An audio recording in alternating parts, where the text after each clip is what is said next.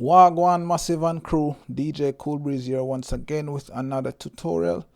Today I will be demonstrating how to use your Serato DJ library and adjust it to your preference and do a few steps. I wouldn't say they are actually tricks or whatever, it's just some default settings that comes with the library that a lot of DJs have not been utilizing. So let's get straight into it. So one of the first things I want to show you guys how to do is you can change the library columns of what is displayed by default. So for example, I don't want to have the added column displayed. I can just right click in the column area here and go ahead and uncheck added, and then that column will be gone. For the length as well, I can go ahead and right click that and click length. So you can do that to show the columns that you want to be displayed in your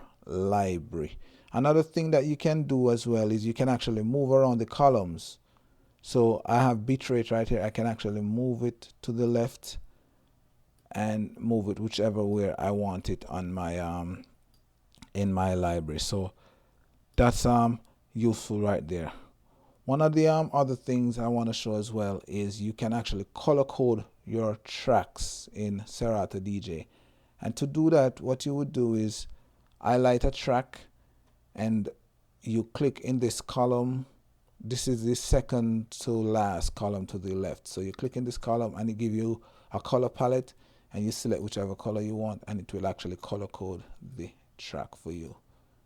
And the beauty about this feature is it actually gives you the option to color code numerous tracks at once. So say I highlight all these tracks here and I want them in the color red. I just go ahead, highlight all the tracks, click on the color as usual and select a color and click yes. So now all my tracks are in that said color. And you can definitely also return to the default color, which is this white color right here. Go ahead, click yes, and all these tracks are back to their normal color. Another beauty about this library as well, it gives you the option to edit multiple tracks at once. So you can actually edit track names. So once again, you'll highlight all the tracks that you want to edit, and I'm going to just bring these, the artist name. I want to edit this section. The artist name is the same for all of them, but I want to have them in lowercase. So I'm just gonna double click in any of the track artist title, and then I'll just go ahead and rewrite the name. The name is already written in lowercase there, so I'm just gonna go ahead and click enter for yes, and now all my track will be renamed in the lowercase. So that's some very useful feature of the library in Serato DJ. Another thing about the library that you might want to know how to do, I think I mentioned this in a few posts earlier, where you can actually put a lock on your tracks. So if you click in this section right here, you will see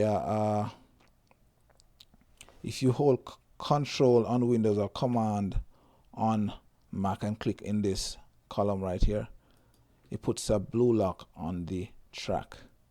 And what that blue lock actually does is lock the track from being edited. So if you have your beat grids set nice and tight and you don't want them to be edited, so for example, all this beat grid is set properly and you don't want it to be disturbed if you ever reanalyze your library, you go ahead and you put a blue lock on the track.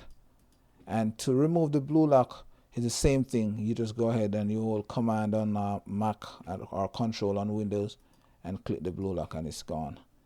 And just like with all the other features I discussed earlier, you can do this with multiple tracks at a time. So you highlight all the tracks that you want, you hold Command and you click yes, and it places a lock on multiple tracks at once. And you do the same just in reverse to